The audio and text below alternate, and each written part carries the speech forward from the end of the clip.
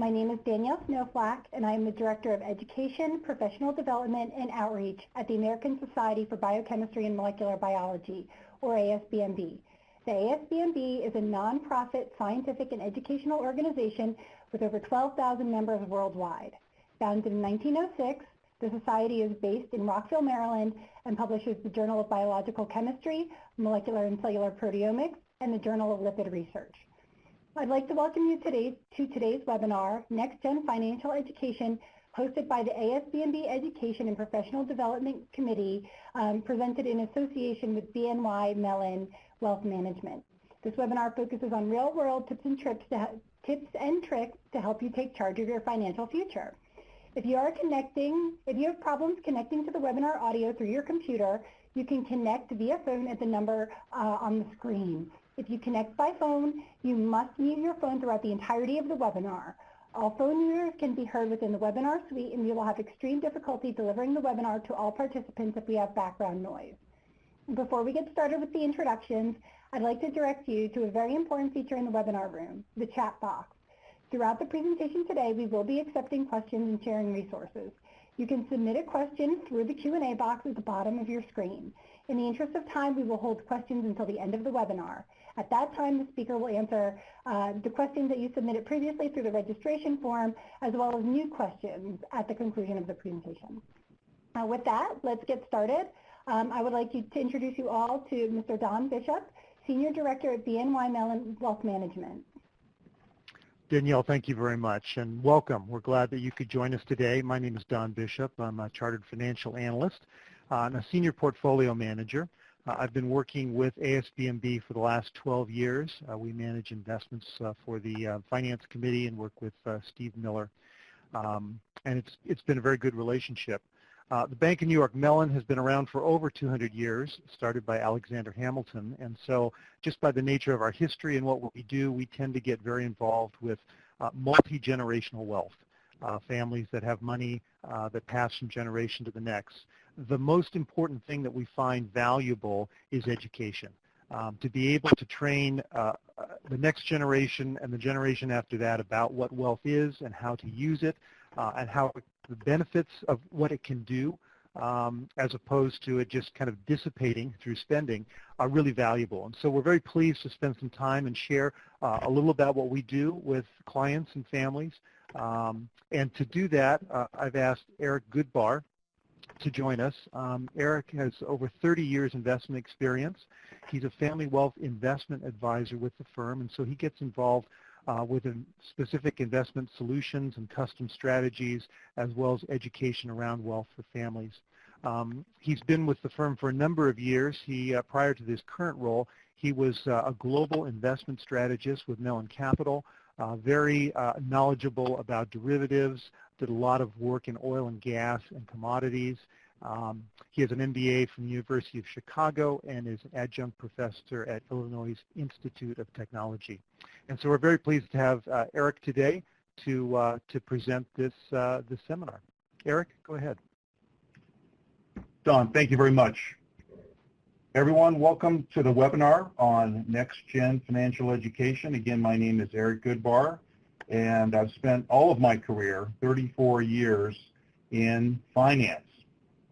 It's a fun career track. I'm sure the career tracks that you're all having towards are exciting and interesting for you, and I'm sure it will flourish later on in your life more than it is now.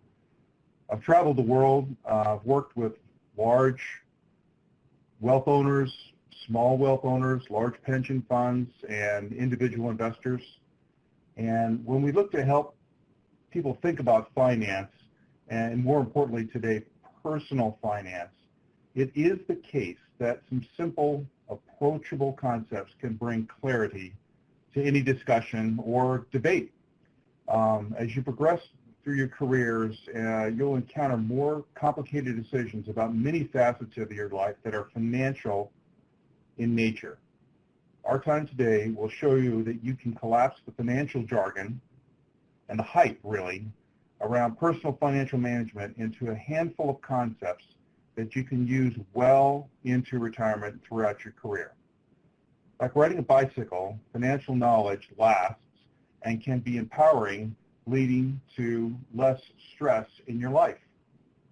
So this first page here, I've put an old-fashioned toolbox, one my grandfather had like this in his garage, and you'll recognize some things here, you know, the saw, the screwdriver, the ruler, the plane.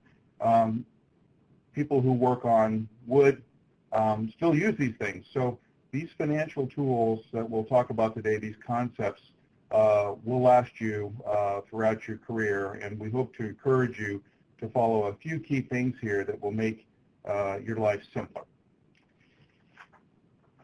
On the next page,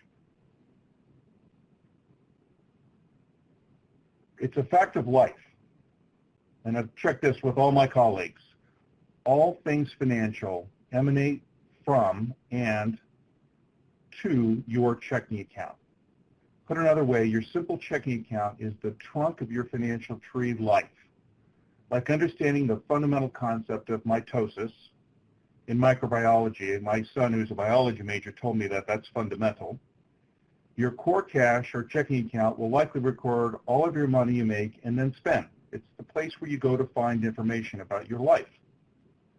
It's like an organic footprint, and it's recording your contribution to and the benefits from society through earnings and spending. So you're interacting with society in a financial way, and your checking account is going to record what has come in from the value that you provide and what goes out from your spending and your life as you enjoy it. So tend to your tree. So take care of this tree by balancing your checking account every month. And we'll get into more of that in a minute. Also, borrowing and saving and investing are artifacts of either your or someone else's excess earnings over expenses. So borrowing, emergency savings, investing, these are all things that are branches on your tree. Your checking account is the center of your financial life. Borrowing attaches to it, your savings account attaches to it, and investing does.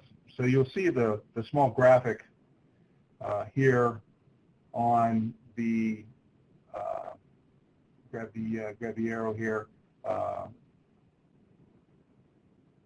This is the world that Dawn and I live in, and this is the world that my family life lives in. It's a very simple set of concepts about balancing a checking account. So we want to dispel the high math and the jargon and get in again to some simple financial concepts. On the next page, I think it's appropriate to start with the idea that we have to define what money really is. So money is our way of keeping track of what we earn and what we spend, what we own and what we owe. As a society, we all agree to use money, in our case, the U.S. dollar. For some of you out there, it might be the Canadian dollar, and for some of you, it might be cryptocurrencies. Maybe it's Bitcoin or Ethereum. In some fashion, you're holding on to value. Your wages will go into a checking account or savings account, but it's all denominated in some currency. So for all participants in one currency group, we can agree that a dollar is a dollar, and everyone agrees on that, and then we can move on to determining the price of a haircut or a gallon of milk. We can store money for future spending, or we can take the risk of lending or investing some of our money to gain a market return. What do social systems look like without money? So Thomas Hobbes, considered to be one of the founders of modern political philosophy, once said, "The life of a hunter-gatherer is indeed solitary, poor, nasty, brutish, and short." So you might think this describes your experience in college or graduate school, but trust us, without money, you don't live very long. So there may not be a need for retirement if you don't use money at all.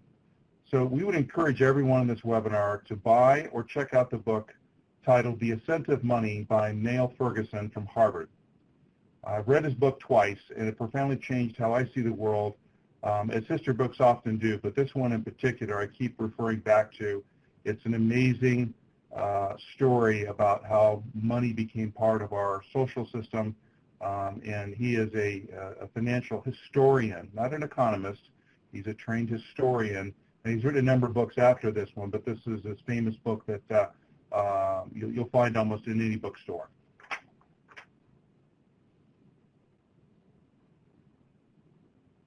So after money, we need to talk about accounting.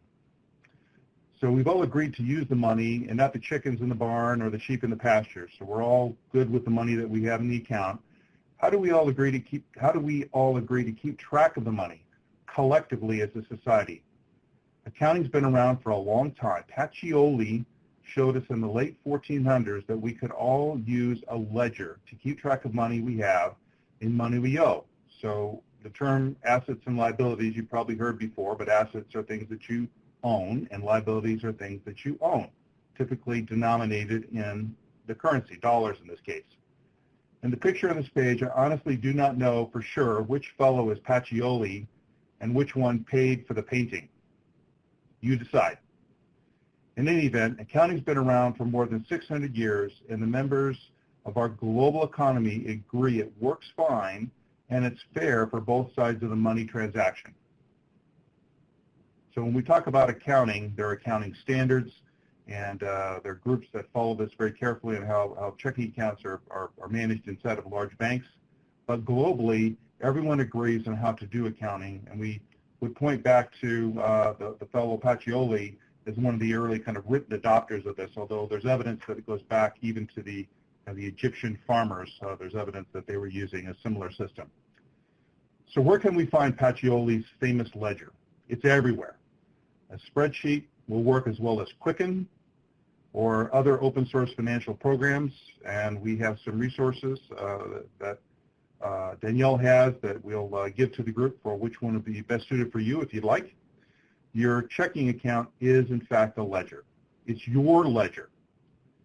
The financial trunk of your tree is reflected with your bank. They have the mirror image.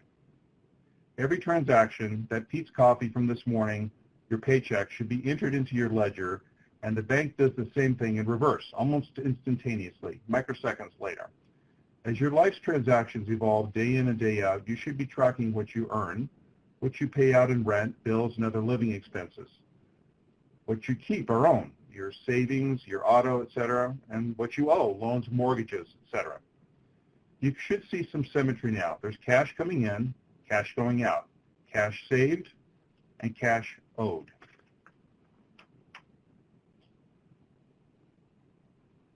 On the next page, let's turn to an example about the way a checking account can be reconciled with the mirror image of what your bank has. With some sample transactions for a 1-month period, you have been fortunate enough to hold 2 jobs in your field of study, bringing in $6,100. Total deposits into your checking account. You're living within your means and only spend $1,375 on rent and food, etc. Looking into your checking account at the end of the month, you're happy to see that $4,725 is what you're starting with going into the next month. Nice work. You've been frugal. You've saved. You've got a nice job.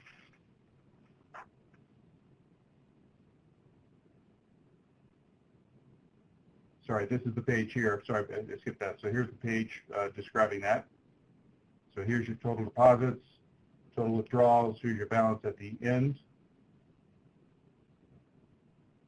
On this page, we're going to go into the actual transactions. So we can see that you've been paid 4 times, 2 times as a lab assistant working on a project called number 12 for $2,500 each paycheck. You're ambitious and see that another $1,100 comes in from teaching Bio 201 at the same college hosting your Chem Lab 12 research. Every time you get paid, the after-tax paycheck is deposited into your checking account. 4 transactions that you should expect to see on the month-end bank statement. Remember, the bank is keeping a mirror of your transactions. Every dollar you place with them is an asset for you and a liability for them. They owe you your money on demand. Sometimes banks will call checking accounts demand checking accounts for this reason. So when they say demand, that means you should be able to walk to the teller window and demand your money or walk to the ATM and put your card in and demand money on the spot.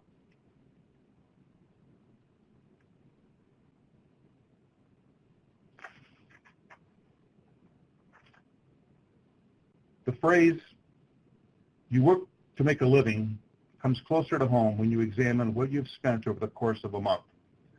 This is where it gets a little tricky.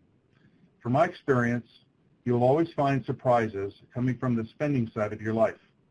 Extra coffees, late night dinners with friends and family, and the cost of living just happens. This month, in this example, you paid rent of $850 in a shared house setting, along with utilities totaling $300. So remember, this is February, and it's time for the polar vortexes. So utilities may not be $300 the next month, so there's some variability associated with that. So keep that in mind, that not everything that comes in on the expense side is perfectly forecastable. You cooked at home most of the time with $125, and you used $100 in cash for some local takeout food and coffees. All in all, spending $1,375 is admirable. You're aware of your spending. You're keeping track. There's a ledger on your spending. You can see this online. You can track this through a bank statement at the end of the month. You may want to take your receipts and place them dollar-wise into your own spreadsheet to keep track of spending.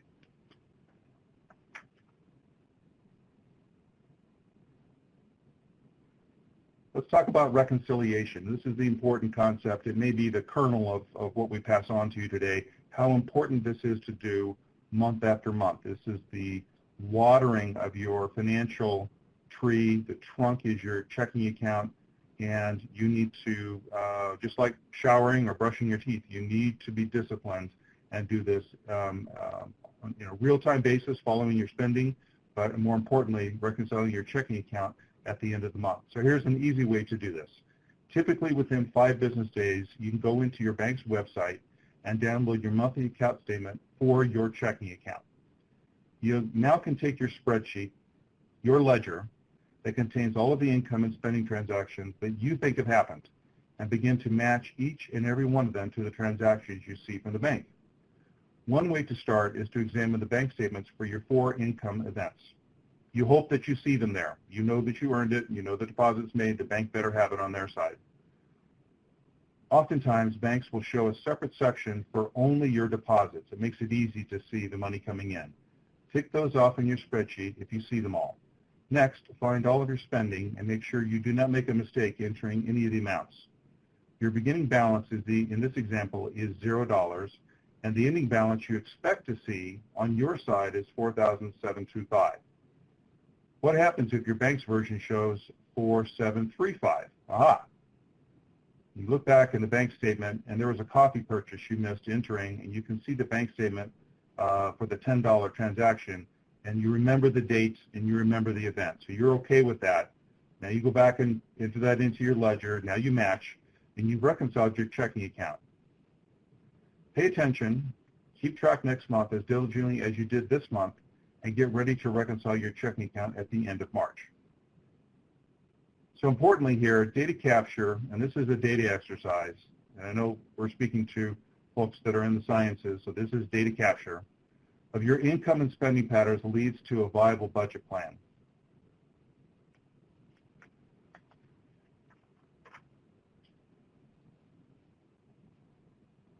We'll then move on to the concept of borrowing funds. So the concept, to simplifying this, is that someone's extra money, remember you had extra money at the end of your first month of earning your new job's wages. So the concept here is someone's extra money comes in and it trickles back out to them with interest. So this excess wealth in an economy, excess wealth on campus, there's excess wealth sitting inside of a bank. So it's the extra money that's looking for a rate of return that has a rate of interest associated with it. So if you're doing so well in keeping your spending in check while making a good wage, why do you need to borrow? In today's modern economy, borrowing can allow you to gain the utility of an education, gain the utility of a car or home, or having to save for long periods of time.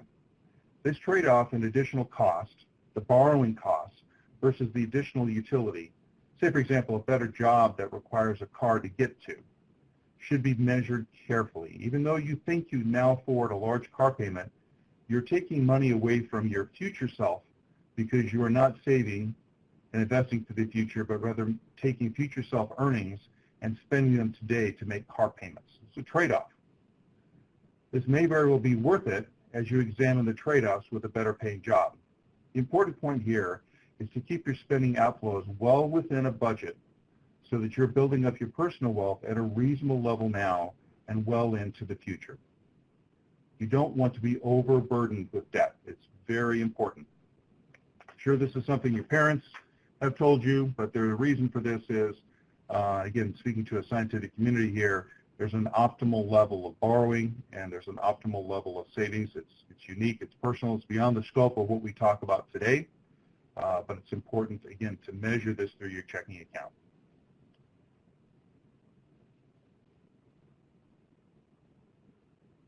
On this next page, we'd like to point out that lenders typically let you take their money with either a promise from you that you will pay back the money, what's called non-collateralized, or that you will promise to pay them back. And if you don't, they will come and take something from you that you pledged, like a car or a house. The second version is called collateralized.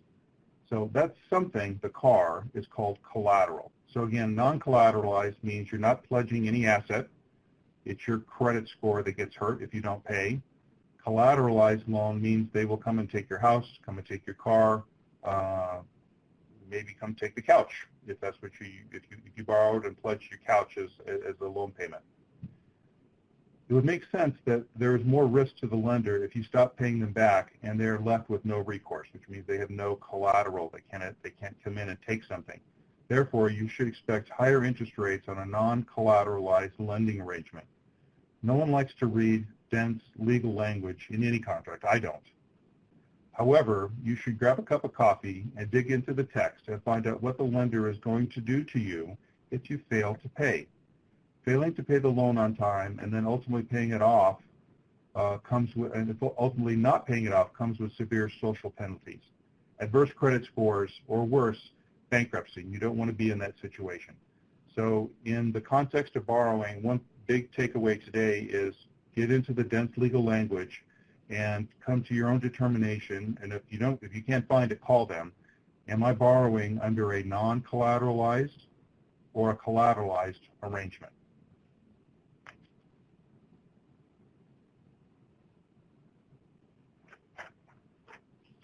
The emergency fund. Plan for the worst, hope for the best. I can almost guarantee you that sometime in your career, it happened to me twice, you will be out of work for 3 to 6 months looking for a job. Get ready now. Use your personal financial data to measure the last 6 months of living expenses, then build a fund to cover this build a fund to cover this event. We want to emphasize that an emergency fund is not investing. It's not a rainy day fund. It's a life vest. It's a personal flotation device. I live in San Francisco and sailboats, obviously, on the bay. First, it's frightfully cold in the water all year long. Second, near the Golden Gate Bridge, there are great white sharks. I always wear a life jacket. You should have an emergency fund. Following the expenses in your checking account, you can get the number that you think that you need, and we want to emphasize that emergency fund is not investing. It's a savings event for you're saving for an event that we guarantee will happen to you. So don't plan on putting it into the stock market or putting it into a risky investment. That's investing. This is saving for an emergency event where you're out of work for 3 to 6 months.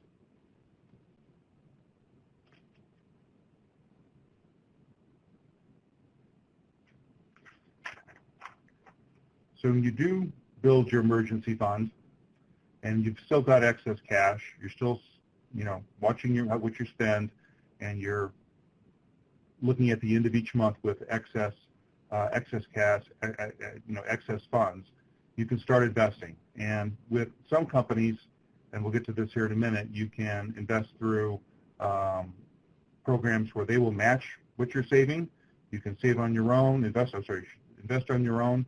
There's plenty of different places to invest, but there's some fundamental concepts about investing that we want to make sure you keep in mind throughout your career path and well into retirement. So your money goes out, so you have excess cash. It's just the flip side of borrowing. The concept here is your extra money goes out and then trickles back with interest. So again, back to my son who helped me, the macrobiologist. So investing for your future is a bit like estimating the outcome, as he described it, of a metabolic pathway. He pointed out to me that in biochemistry, a metabolic pathway is a series of chemical reactions occurring within a cell. And a pathway, the initial chemical or the metabolite, is modified by a sequence of chemical reactions. These reactions are catalyzed by enzymes, where the product of one enzyme acts on the substrate of the next, so it's a chain. These enzymes often require dietary materials, vitamins, and other cofactors to function. So investing is not unlike this. We start the investing process with a number of factors that will impact your path over time, like interest rates, inflation, and variations in the stock market, what you're going to contribute, what fees you pay, etc. Your basic goal over the long term is to beat inflation. Currently, that's around 2%. The fees that any investment firm is going to charge you, and your estimate of what your future self is going to spend. After that, your return should be more about capturing the compounding effects rather than maximizing performance. Assuming that you're in the age range of 20s to 30s, you have plenty of time to let compounding work for you. So the example that we have on the screen, earning 5% for 3 years is mathematically 1.05 times 1.05 times 1.05. Gives you a total rate of return of 15.76%. Let that run for 30 years, and you've got a return of 332%. So compounding, and we've got a nice quote at the end of the presentation, is a free lunch. There are a couple of free lunches that you might get in your career, maybe at college or somewhere else. You might get a free lunch. In finance, there are a few free lunches. This is one of them. Letting your money invest and compound over time will benefit you when you look to start to move down your career and start to look to retire.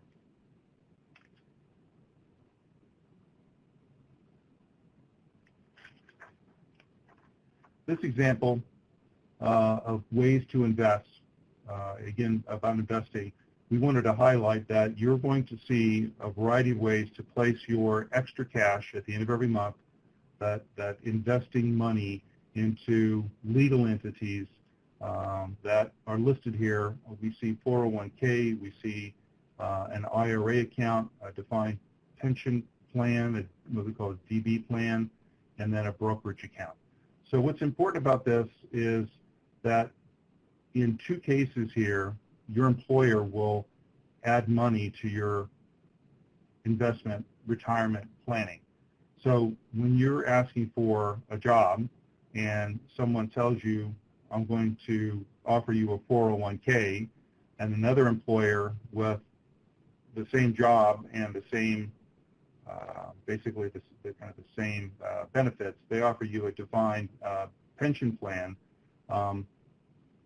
you'd want to ask a lot of questions about what is the defined pension plan and whether that will compound over time more than what you can contribute in your 401k.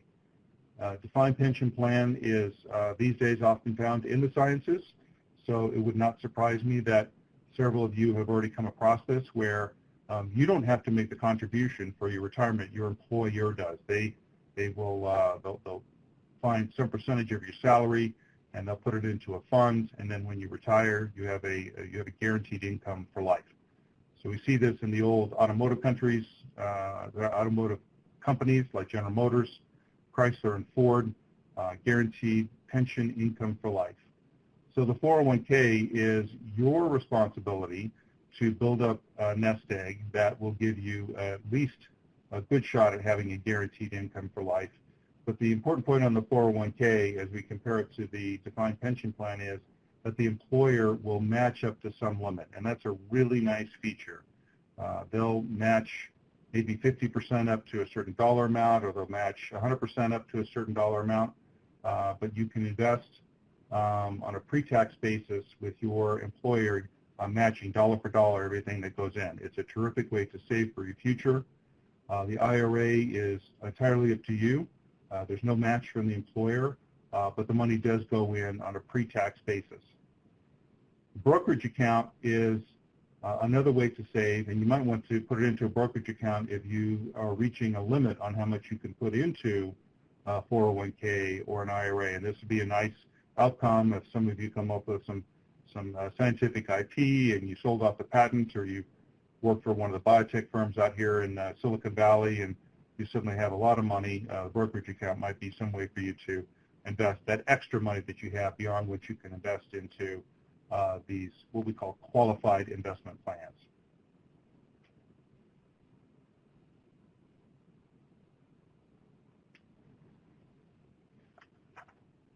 There are many rules on this next page. This is one of them in the financial space that will give you advice on how much to save. Our advice to the group is to find one that resonates with you.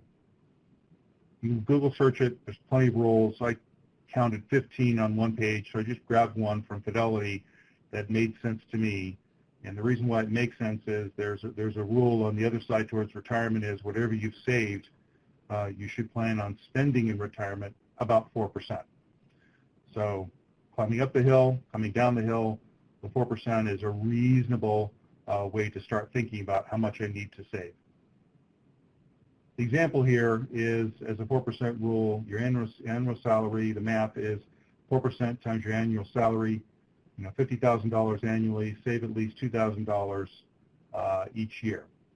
And this should come with some rationale here in the example. If you plan to frequently travel when you retire, or you plan to pursue other relatively expensive activities, this rule is unlikely to build up your retirement account adequately. So it's not quite trailer park living, but it is going to be modest living in states probably outside of the high tax states like California and New York. You want to think about states that have low state tax rates like Washington State, Florida. We can't give tax advice, but these are things that you need to give serious consideration to, is what your spending will be on an after-tax basis, and then make sure that the rule that you've chosen to save by will give you an income stream that you think is appropriate. 30 years out, it's hard to get that part right. It is a very long scope to look down to try to find out what the spending is going to be. We don't know what inflation is going to be 30 years from now, but you have to find a rule. And whether you want to have a rich retirement or a rich self-spending life, you need to also examine those trade-offs.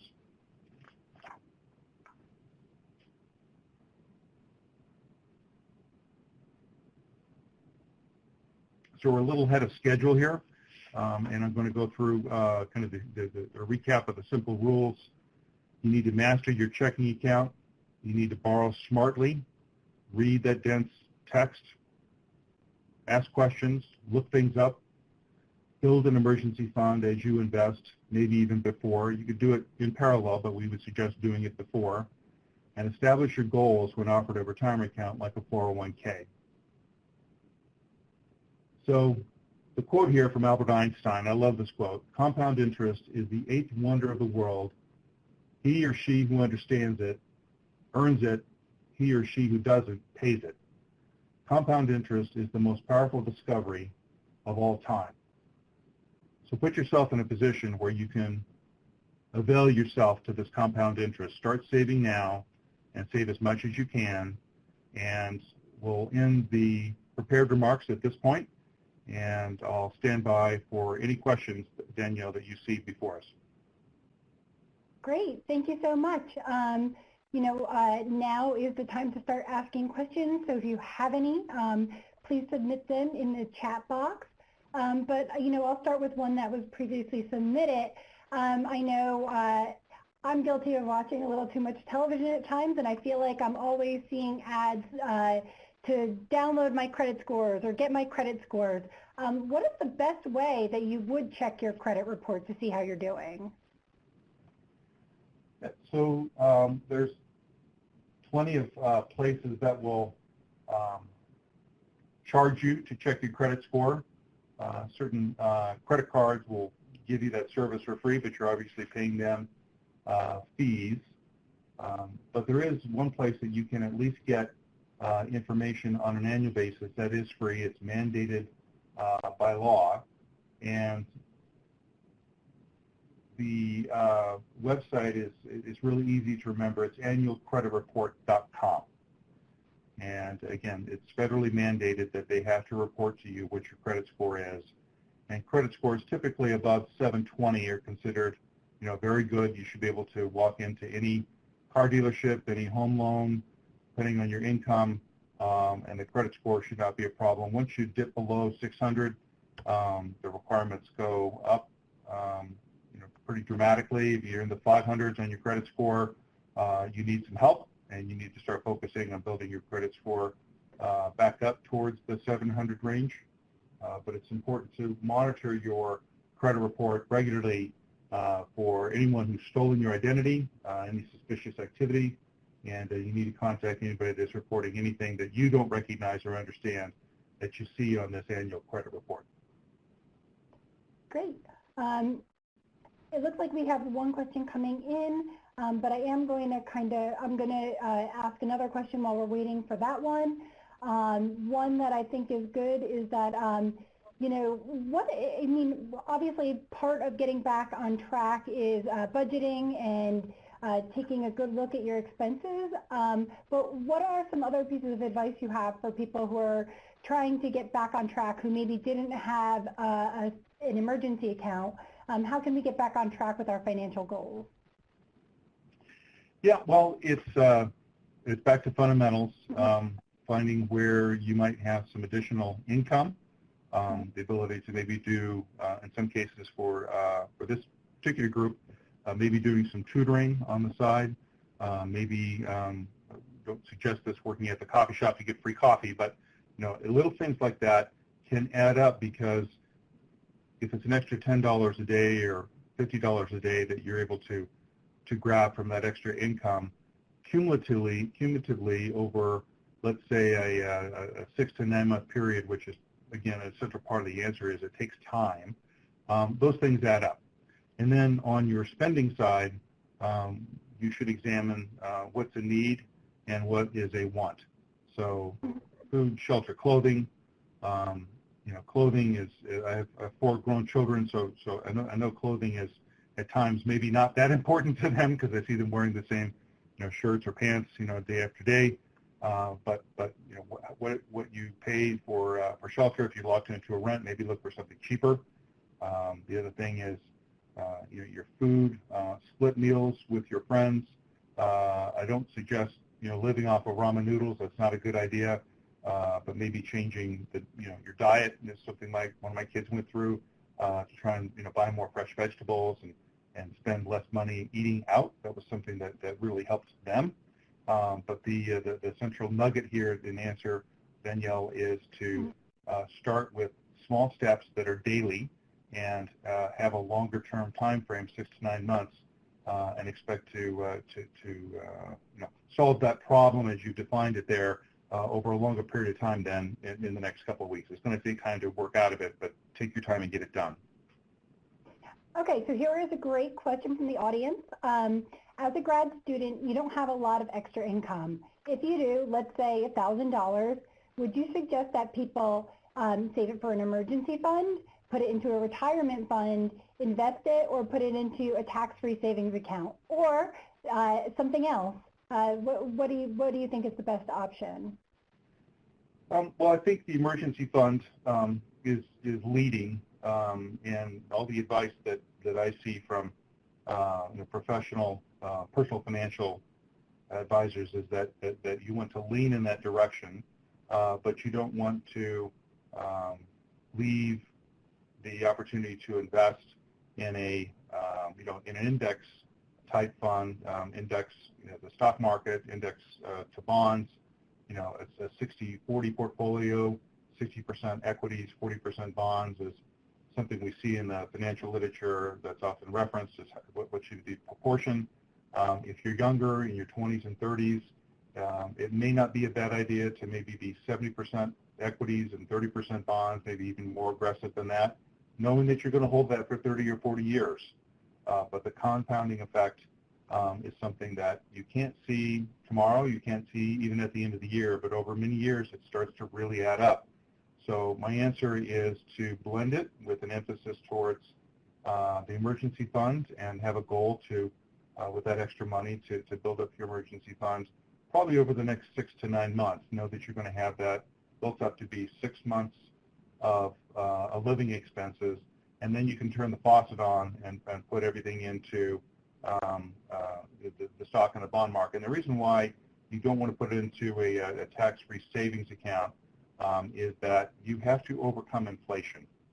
And if inflation is at 2%, you at least have to be able to make inflation in order to have today's dollars equal tomorrow's dollars. And there's some fees that come with that. And so if you want to truly compound, you need to have riskier assets like stocks and bonds, but everyone has their own appetite for that.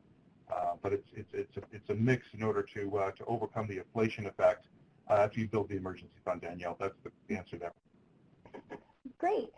Here's another question. I like that you brought up the concept of jargon, because we as scientists always cite jargon, especially with communicating with the public. And as you mentioned, there's a lot of jargon in financial education and in the financial world. One piece of jargon is APR. What is an APR? What does that really mean for us in lay people terms?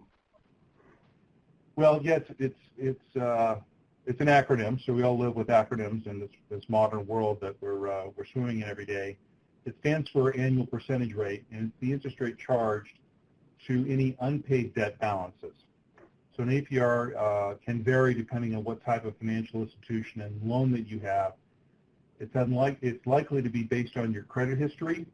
The best rates reserved for people who have credit scores from 720 on up. And it's important to seek loans that have low APRs. At the higher rate, the more money you'll pay in interest over time. You can actually see situations where you'll pay back with a very high APR, like credit card APRs. You can actually pay, many times more money in interest than you actually in the principal that you're paying back. So it's a way to identify the compounding effect, even though the interest rate might be stated at, let's say, 5%. Because the interest is compounded on the unpaid balance, your APR might be slightly higher, might be 5.1%, which is the compounding effect working against you, if you will. So the APR is important to look at, especially with high interest rates. Great. We have, it looks like we are getting another question in, but I am going to ask another previously submitted question while we are waiting. And so we did talk a little bit about credit cards and how to use them, but one question as scientists is that we often will go to conferences. Is spending money to attend conferences a reasonable expense to put on a credit card?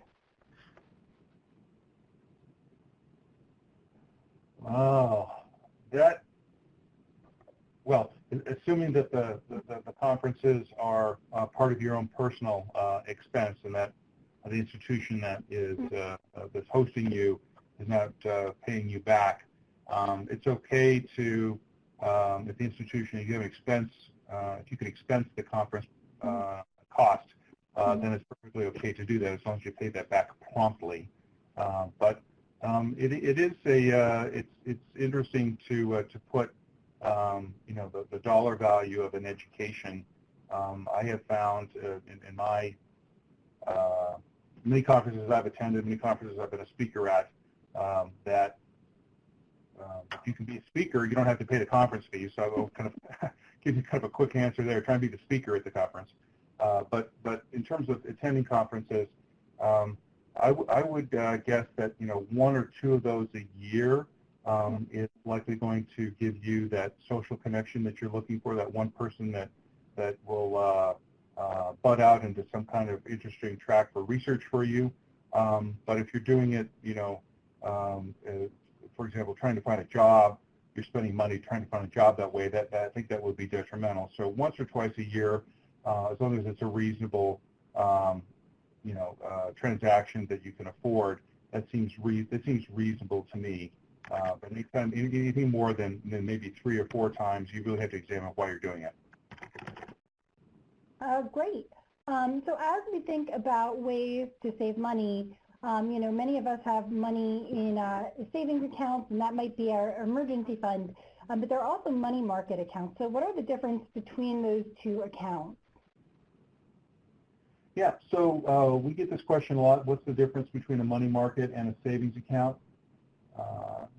Both savings and money market accounts are government insured, but money market accounts are more likely to offer check writing capabilities that also come with an ATM or a debit card.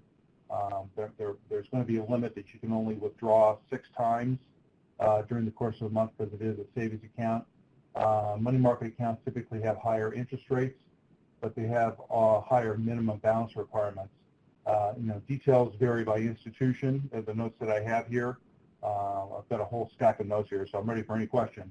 But in terms of a money market, you probably get a little higher rate of return with a money market account, but you're limited on how many times a month you can take the money out, the trade-off. All right, so I see that Ebenezer spoke to us about how they're very happy for this webinar. It seems like they are in a tricky financial situation, as many of us are, balancing income and family, especially as we need to sometimes move for positions that do not necessarily provide, funding for relocation. So we appreciate your tricky situation, and rest assured that you are not alone. And so we hope that some of the strategies from this webinar will be able to help you. If you have a specific question, please feel free to submit it in the chat box. Let's see. So we had a couple people ask about small businesses. Many scientists will try to start small businesses over the course of their career. And so this may be a scientific business or a non-scientific business. I know plenty of researchers who have a side gig doing different sorts of projects, science writing, science communication, science art. So what would you recommend if somebody wanted to start a small business on the side? What would you recommend in terms of savings? Yeah, I think the first thing that comes to mind is finding a doppelganger, if you will, finding another business that was started a couple of years ago that's similar to your idea, and look to identify yourself that's without releasing any IP, obviously, trying to identify what they would have done differently and what they would have done the same. So trying to find out other groups that 3 is probably a good data set to work from, but comparing what your plans are and how prepared you are to do that with others that have done the same thing. We're again out here in an area where venture capital is one of the bigger kind of businesses into tech, into biotech, and that collaboration is expected. People who are successful in business kind of own the fact that they've been successful and have kind of a shared responsibility to give back to other people. I think that's one piece of advice. From a financial standpoint, I think the exercise of building out a business plan and building out 5 years of this. It's going to sound technical here, but building out 5 years of financial statements as projected, even though you may not be making money for the first 2 or 3 years, but at some point the business should make money.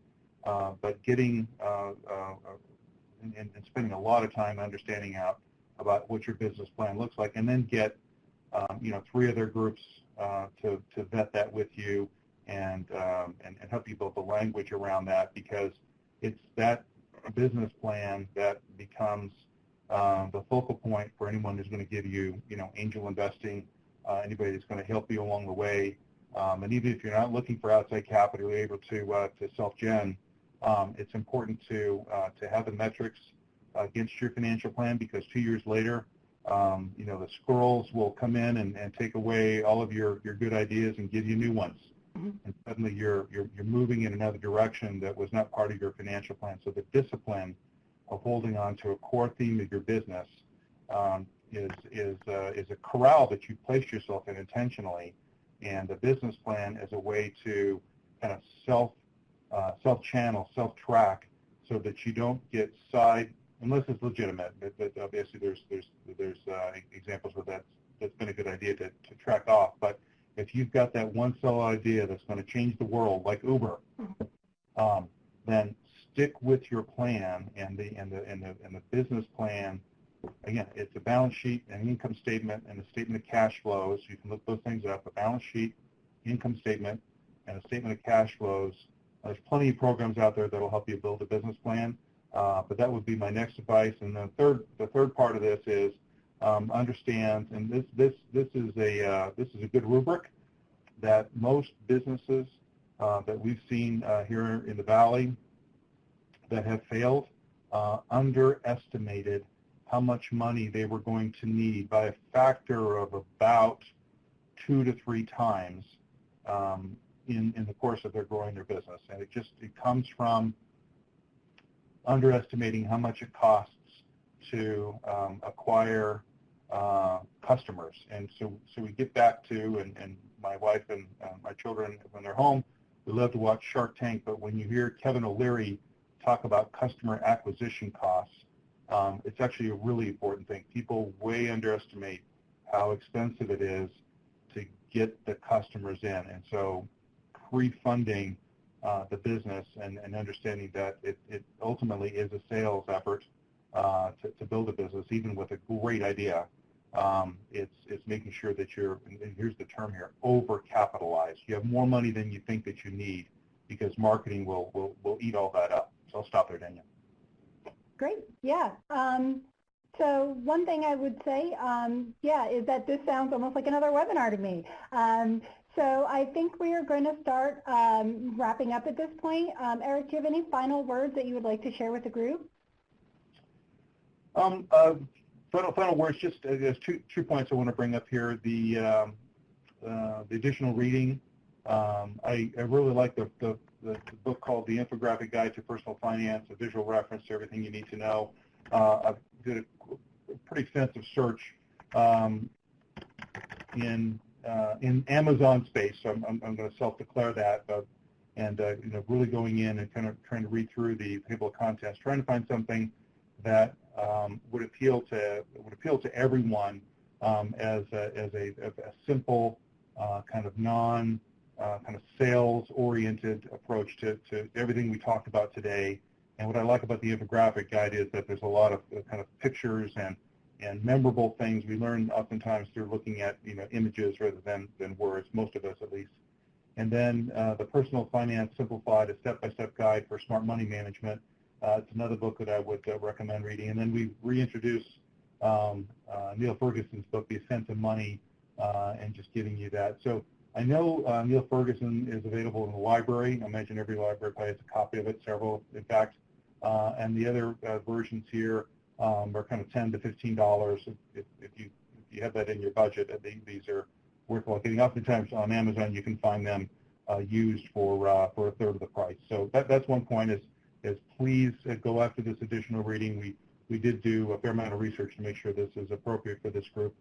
And the second point is that I think in our modern world, your group, the ASB, MB, I think you can change the world. There are things that you're thinking about and things that you can do to help people and help others in ways that we can't even imagine yet. So I'm particular, this is a measure of thanks here, that I've had the opportunity to help, give you some ideas about how to create the discipline for your financial lives, because we want you to succeed. And this is an altruistic comment, but it's true. I'm 60 years old, so I've got to come to some later wisdom in my life that, the work that you do and the things that you're working on are great things, and it's going to help people. And anything that we can do on our side to help make sure that your family life, your financial life is well thought out and secure will allow you to thrive. So that's the spirit of this today, and that'll be my kind of closing thought here is thank you for the opportunity, and anything we can do to help you, it's our pleasure to do that. Thank you. We did get in just one question under the wire, so if you have a brief answer. Someone asked, is there any show that you can recommend to understand personal finance and savings? Perhaps, yes, kind of lifting from that, kind of a YouTube approach. Nothing comes immediately to mind, although we'll find a good one. Danielle, is that okay for us to identify it and send it off to the group afterwards? Yeah, of course, that would be great. But I would definitely start with the additional reading. I think those books will definitely help you out in understanding the personal finance and savings. All right, so with that, I just want to say thank you. Thank you to Eric and Don for presenting this content for us, and thank you all to everyone for joining us today. You can find a number of additional resources for your career and professional development on the ASB&B webpage, as well as through ASB&B Today, the Society's monthly news magazine. The ASB&B provides professional development programs based on your needs, and we hope you will take the time to fill out a short survey about this webinar. The survey will be available upon meeting exit at the conclusion of the webinar. Thank you all so much for joining us, and have a nice day.